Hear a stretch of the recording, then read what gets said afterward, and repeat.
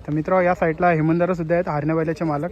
तर दादा शर्यत जमले का आपल्या बैलाची? शर्यत अजून जमले नाही प्रयत्न चालू आहे का अजून? हो. आणि तर समजा शर्यत आता जमलीच तर पेरा कोणत्या सोबत असेल तुमचा? शर्यत जमली तर पहिला गुलदस्त्यात आहे, हां, पण शर्यत ही सर्वात टॉपची शर्यत असेल. टॉपची असेल का? कारण म्हणून तर आपण कुठेशीन तरी वेळ टायमिंग सगळ्या गोष्टी बघून हां. आणि चांगल्यापैकी बैल आणि सगळ्या गोष्टी नियोजनात करून शर्यती जशी 26 जानेवारीला बकासूर संघ झाली हां, तशी शर्यत आज जर झाली तर टॉपची असेल, नाहीतर उद्या बैल मैदानाला पुण्याला पालाला आहे तिथं पालेल. तर आज जर नाही झाली तर डायरेक्ट मग उद्या मैदानासाठी उद्या जाणार. मैदानात 3 फेऱ्याच्या मैदानासाठी. त्याच्यामुळे मी कोणती घाय आणि कोणती पण गडबड अशी करून घेणार नाही, हां, का जेणेकरून एखादी सामान्य गाडी आखलाजी ना कुठे शेंदरी दगा फटका झाल्याच्या नंतर पब्लिकला बोलण्याला इश्यू ठेवणार नाही. ओके. तर दादांना प्रत्येक वेळेला नियोजन तर परफेक्ट असतोच, त्याच्यामुळेच आज हरण्या एवढ्या टॉपमध्ये आहे. तर दादा जेव्हा महान भारत केसरी जेव्हा टायटल जेव्हा हरण्याला भेटला तर त्या टायमाला तुम्हाला म्हणजे असं वाटलेला की म्हणजे आज मारेल म्हणून गाडी काय असा? हो 100%. आता जर दिवस रात्र 24 तास जर बैल माझ्या घरीच असते, बैलाच्या संघ मी माझ्या संघ बैल, त्याच्यामुळे त्याचा कुठेशीन तरी किती पावर आहे, त्याच्यात किती पळण्याची धमक आहे, ही मला एक कुठेशीन तरी विश्वास होता. आणि त्या विश्वासाने मी पुण्याला बैल घेऊन गेलो होतो. कुठेशीन तरी एवढी मेहनत झाली त्या टायमाला भरपूरच, आणि त्या मेहनतीचं फल मला त्यांनी थार गाडी मिळून दिली. तर तुमची त्याच्या मागे पण मेहनत खूपच आहे, कारण जाता येता आता एवढ्या दिवस तुमचं घर आम्हाला माहीत नव्हतं, पण जिथून हरण्या म्हणजे बैल नावात आले तिथून आम्हाला माहीत पडले की या घरात आहे. म्हणजे जाता येता तिथं नजर जातेच जाते. हो 100%. आजची कंडिशन अशी आहे की बैल नाशिक, सांगली, सातारा, कराड ज्या भागात जाल, ज्या भागात बैलगाडी क्षेत्र आहे तिथेशी हरण्याची ओळख आहे ना. हरण्याने माझ्या नावाची माझी एवढी मोठी ओळख करून दिली की मी ते कधी न होतो न भविष्यात असे कधी या होणार नाही. आणि आपलं सौभाग्य बोलायला लागेल, कारण मथुर झाला, सोन्या झाला, आता आपला हरण्या झाला, अशी टॉपची बैला आपल्या श्री मलंगड पट्ट्यात येतात. हो 100% ना. कारण मलाही आनंद आहे ना. आज आपण जसे तुम्ही यूट्यूबच्या मार्फतच दाखवता तसा प्रत्येकाला एक बोलण्याला अधिकार आहे का बाबा आपल्या मलंगड भागातला, आपल्या मुंबई भागातला, आपल्या ठाण्या भागातला की हरण्या आमचा म्हणून असं. आणि त्याच्यामुळं स्वतःचा बैल म्हणून गर्वाने ते लोकांना सांगत असतात. आणि माझ्या बैलाची तेवढी प्रसिद्धी त्यांनी हे केलेली, आणि तेवढा त्यांचा आशीर्वादही माझ्या संघ आहे.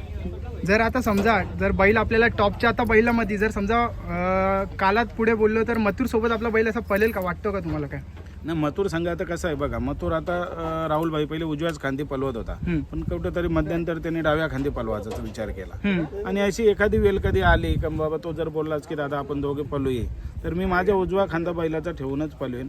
मग त्याला जर चेंजेस करायचं असेल तर करू शकतो, पण कोणती अशी रिस्क जास्त घेणार नाही. का टॉपची गाडी असेल ना, आपण बैलांचे खांदे चेंज करून कुठेशी तरी त्यांना आम्ही बैलाला सुद्धा हानी होऊ शकते, याचा तुम्ही पूर्ण काळजी घेता? 100% बैलाला हानी होऊ शकते. गाडी पडल्याच्या नंतर मग लोकांना बोलण्याला ट्रोल होते, कारण हा बैल एक बैल पळून काही विजयाचा गुलाल होत नाही. याला दोन्ही बैल समान पळाली, चांगली पळाली तरच तो विजयाचा गुलाल असते.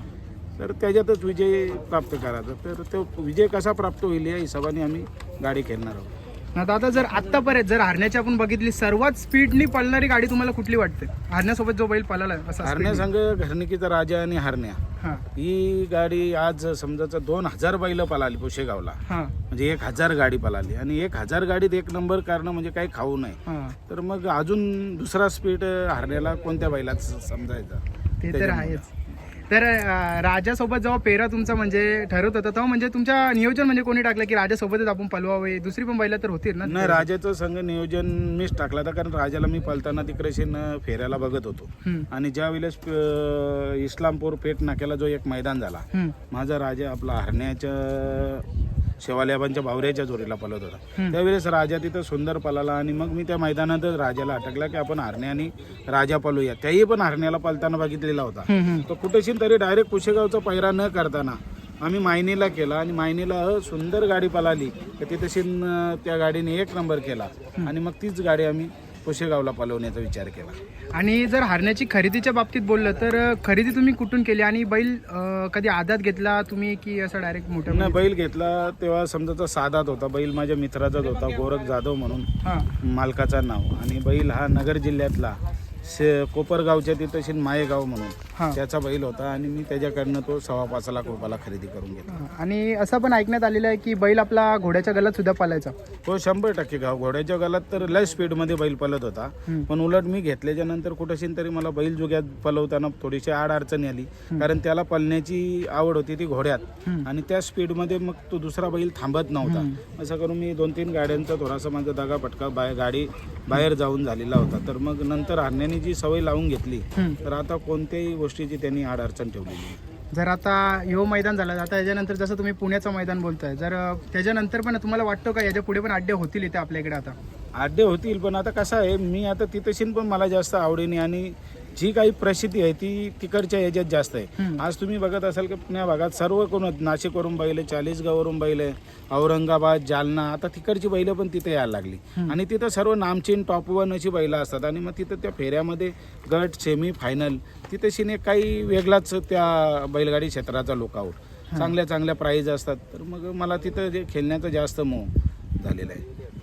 तसाच जर आता अजून एक आपण बरेचसे प्रश्न विचारतात की आता समजा जर हरण्या आता पुढे जर हरण्यात समजा एक बोलायची गोष्ट आहे, काही कालानंतर हरण्या सुद्धा पण एक म्हणजे थांबणार आहे कुठेतरी, तर त्याच्यानंतर तुमचा म्हणजे काय पुढचा आदत घेऊन तयार करणार की डायरेक्टच असा बैल घेणार? मी तर तुम्हाला सांगितलेलं आहे, मी माझा एक बाल्या होता तो मी लास्टला अनाथ आश्रमला सोडला की कुठे जेणेकरून मी बाहेर गेलो तर तो उपाशी नको राहायला, कुठेतरी पाणी वाचून हे नको करायला, त्याच्यामुळे मी त्याला अनाथ आश्रमला ठेवला होता. पण ह्या हरण्याच्या ह्याच्यात माझी एवढी आमच्या दोघांची या झाली की हरण्याने मला बघावा आणि मी हरण्याला बघावा, त्याच्या दोघांचा जो वेळेचा अंत असेल तो अंत आमच्या दोघांचा एकमेकाच्या सामने झालेला असेल.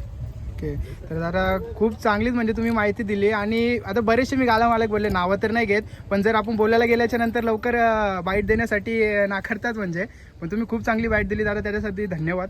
आणि असंच आपला हरण्या पुढे पण गुलाल घेईल अशी ईश्वर चरणी प्रार्थना करतो. पहिल्यांदाच माझ्याजवळ आलास आणि माझ्याशी दिलखुलास बात केल्या आणि मी ज्या माझ्या लाईफमध्ये जे मी आहे ते सर्व सामने तुझ्या समोर मांडलेलं आहे. त्याच्यामुळं तू माझी मुलाखत घेतल्याबद्दल मी तुझं हार्दिक अभिनंदन करतो. धन्यवाद दादा. आणि आमचे ओमकार दादा तुम्हाला माहित असेल, त्यांनी सांगला की दादा त्या साईडला बसले की जाऊन दादाची इंटरव्ह्यू डालपरचे त्यांचा सिमेंटचा इकडे होता, तर ते बोलतात जाऊन तू त्यांच्याशी बोल. ते माणूस असं आहे की तुला जे प्रश्न बोलशील ना ते बिंदास तुला उत्तरं देतील, असं काही अडचण बिडचण असं काही नाही.